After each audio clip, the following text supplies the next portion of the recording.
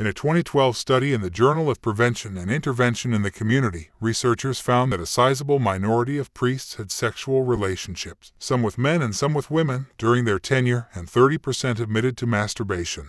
In our modern developed world, the idea of sacrifice is a hard concept to sell. Celibacy is a sacrifice which pays high dividends. One recent helpful thing in the shortage of priests is that the deaconate is now becoming very popular. Many married men are becoming deacons, and as such they can perform many of the responsibilities of priests. If you are married and would like to become a priest, I recommend looking into the deaconate. You will find a fulfillment of many of those desires to minister in the church. Perhaps one day the married priesthood will be allowed under canon law. If the magisterium decided on that, I would of course accept it. But until that day there is much wisdom and historical precedence in the church's current position. In Matthew chapter 19, his disciples said to him, "If such is the case of a man with his wife, it is better not to marry." But he said to them, "Not everyone can accept this teaching, but only those to whom it is given. For there are eunuchs who have been so from birth, and there are eunuchs who have been made eunuchs by others, and there are eunuchs who have made themselves eunuchs for the sake of the kingdom of heaven. Let anyone accept this who can."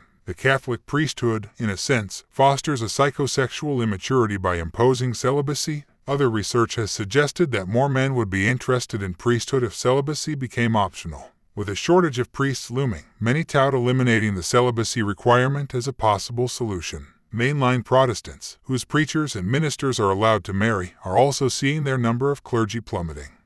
Logistical challenges. Currently, priests are paid through the donations people offer to the church. In addition, priests often serve thousands of parishioners, and are the only ones who can offer the sacrament of Mass, where the wafer and wine are thought to become the body and blood of Christ. Having a family could take away the time and energy priests now focus on the spiritual needs of their flock. Other Christian denominations have had 500 years to work out how to support marriage and spiritual work, but the Catholic Church would need to do all that work from the ground up.